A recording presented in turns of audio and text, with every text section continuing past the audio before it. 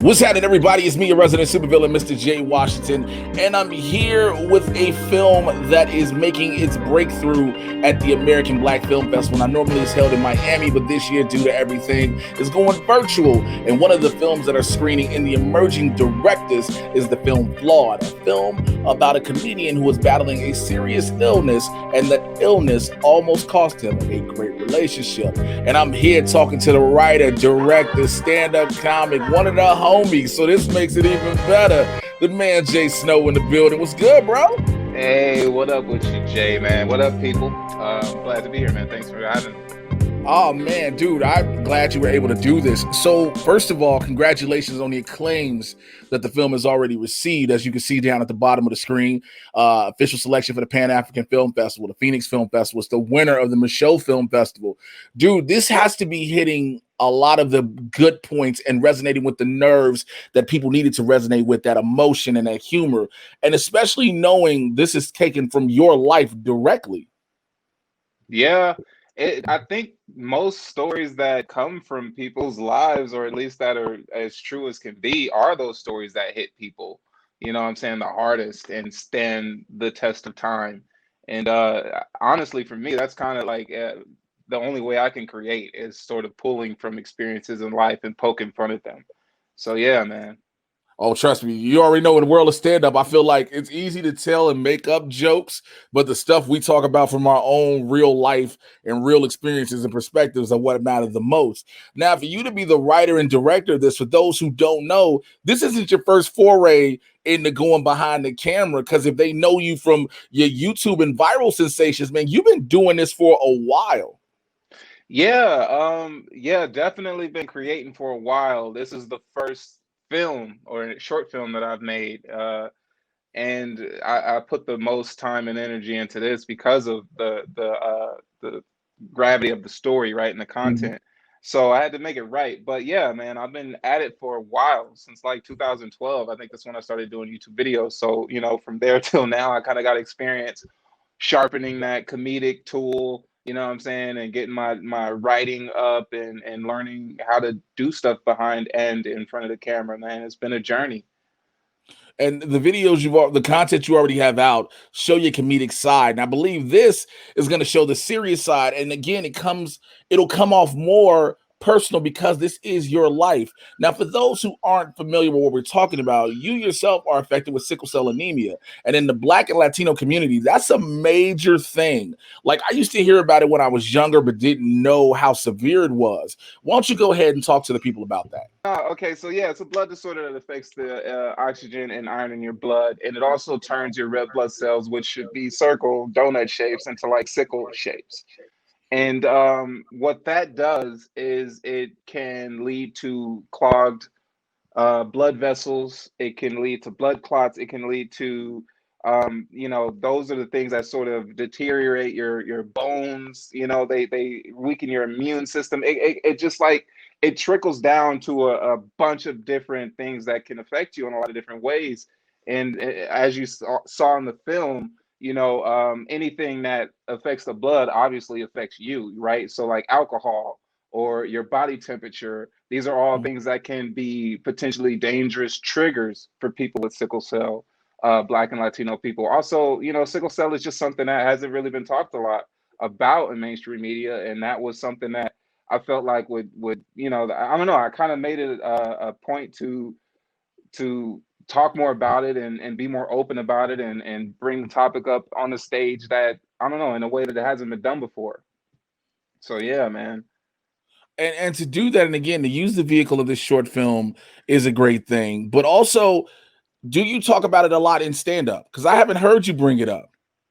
Yeah, you know what's funny is I haven't wanted to, bro. Like I haven't. It took a lot to even write this film, because for years I wouldn't tell people about this illness because not only did they not understand it, but I didn't understand it. You know, Okay. I'm learning about it. Doctors are still learning about it, and it's a lot that's unknown about sickle cell. So and it also, it just, you know, anytime you bring up like a terminal illness or chronic illness or anything like that, it just kind of sucks the energy out of a room if you don't do it right. So my approach to stand up with sickle cell was just sort of to just get my, to slide into it really slowly, and drop little bits here and there that sort of allude to it. And then once I started getting real comfortable talking about just anything, that's when I started to introduce sickle cell into my stand-up. So I do have a couple of bits about sickle cell in my routine, but I don't really talk about it that much because you kind of got to build to that part of it, you know? That makes sense. That makes sense. Because also, you don't want everybody just to know the stand-up comic version of you is just he's the sickle cell comedian. You want people to know that he's a comedian that has sickle cell. Right, exactly. You want to frame it right. You don't want it to be known as just that person. You don't want to be labeled as that person. That's another Right. thing, you know? So let's talk about the film again.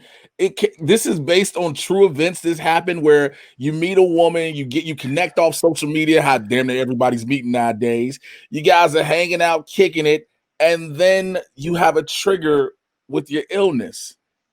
Yeah, yeah, that happened, man. There's a little bit more to it, right? Because obviously, like, alcohol was involved, and up until that point, I hadn't been taking care of myself in the way that I should be by drinking a lot of water, and what I'm Mhm. saying, eating healthy and whatnot. All of these things are big factors. That's why it's kind of easy for me to not really build or get addicted to anything or have habits, because sickle cell for me in a way is like a reset button. You know what I'm saying? That pain and going to the hospital will be like, all right, you know what you did to get here.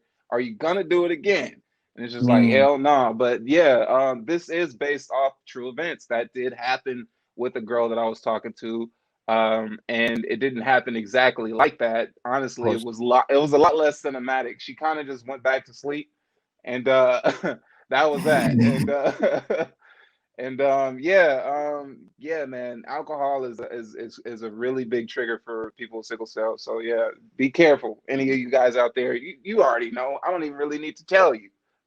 But I think it's even greater that you said this because being in entertainment first and foremost, let alone stand-ups, because you know where we are every night when we're able to go out performing, everywhere we're able to Yeah, go, it's around us all the time. And so to have that consciousness and that wherewithal to know, hey, yo, you know what you felt like before when you went through this to not go through that again. What made you pick this particular story to draw from with your experiences as opposed to any other one? well, I'm a big fan of film, and I'm a big fan of how certain things are done, and what's known is that um love stories are just universal. You know what I'm saying? Love stories are universal, fear is universal, and people love rom-coms. I feel like the best way to sort of to marry something heavy is to marry it with something light that people can understand. And that was kind of the entry point, was to tell a story about a guy trying to get a girl, which everybody knows that. You know what I'm saying? Everybody's familiar with that struggle. But the adversity that they face can change. And this particular thing just happened to be an illness. And I think it just made sense to go that route rather than having it be something else. And I feel like that was successful, judging from the And responses. And that's what I was going to bring up to. The response is what warrants you having a script at first. You write this idea out, you flush it out, you put it on paper, and to get people to back it in your producers. And you got some names behind you backing this. Comedian D. Ray Davis, one of the homies from the Crib, Chicago. Lamorne Morris, we've all seen him in New Girl. And Vita Esperanza Amore, she's a filmmaker and a creative director as well, and has a short film Mask.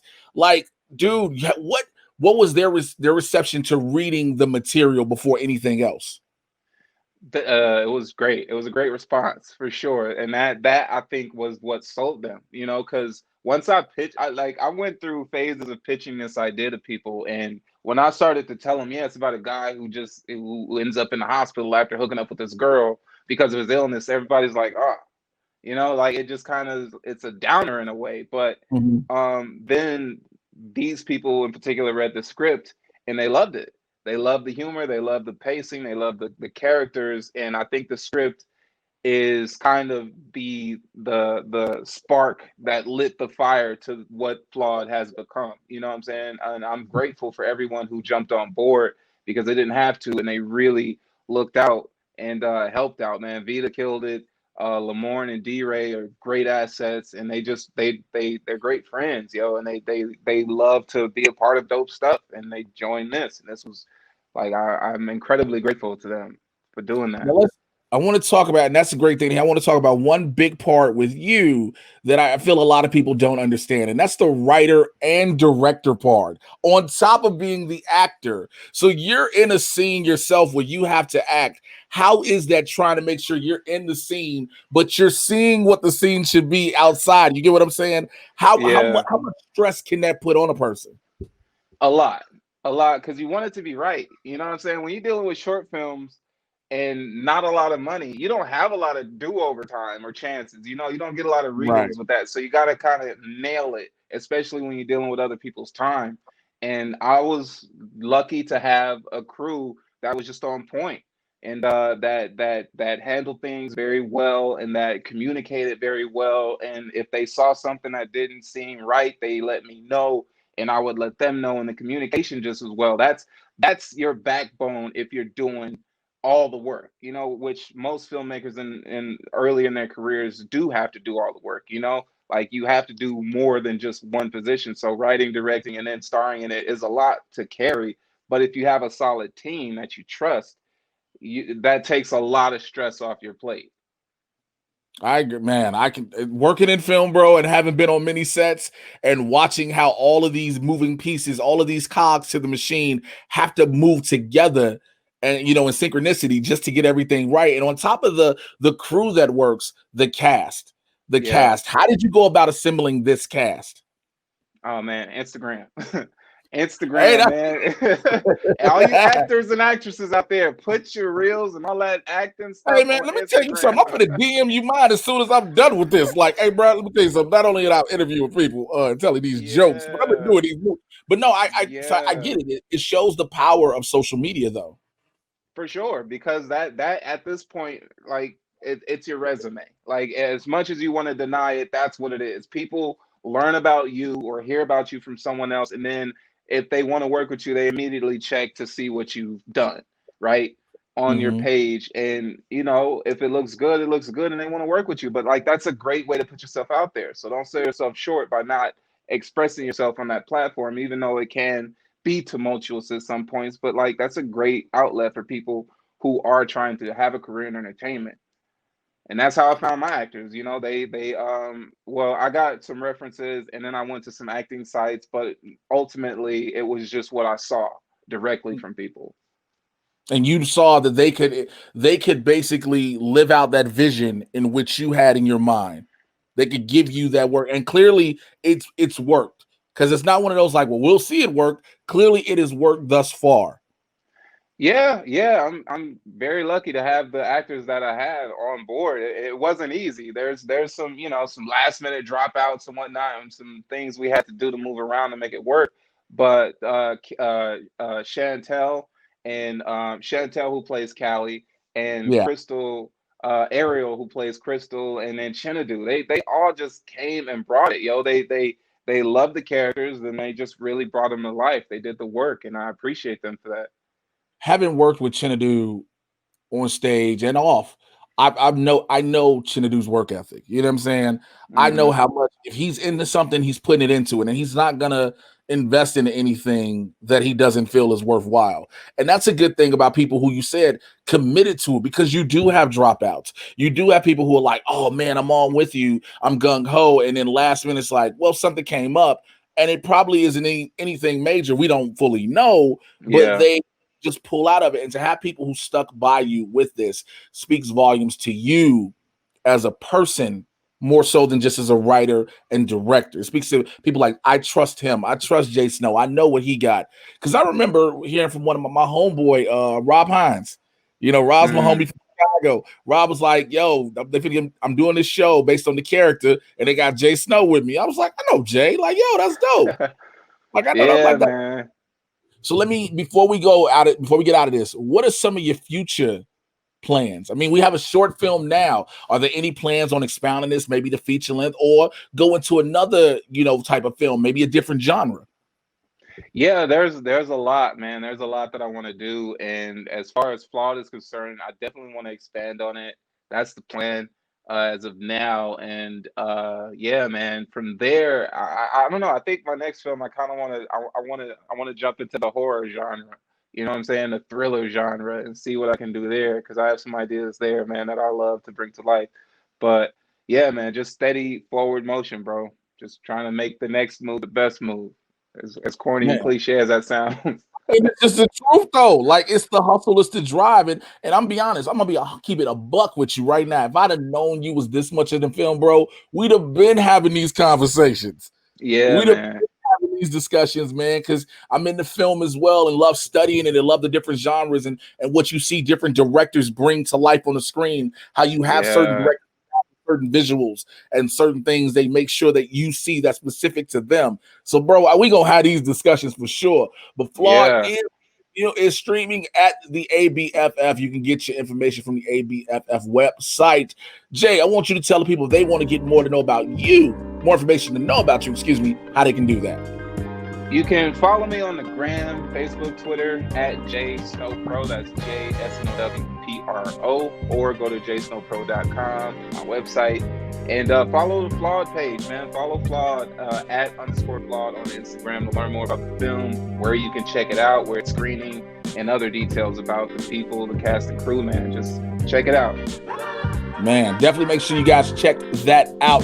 Bro, I wish you nothing but the best and all the success. And I know that sounds cliche, but that's from the heart, and that's keeping the A100 with you, man. Thank you to director, writer, actor, J.Snow from the movie Flawed. Make sure y'all check it out. I'm your resident supervillain, Mr. J. Washington, here for Cinelinx.com. All right, bro. Thank you.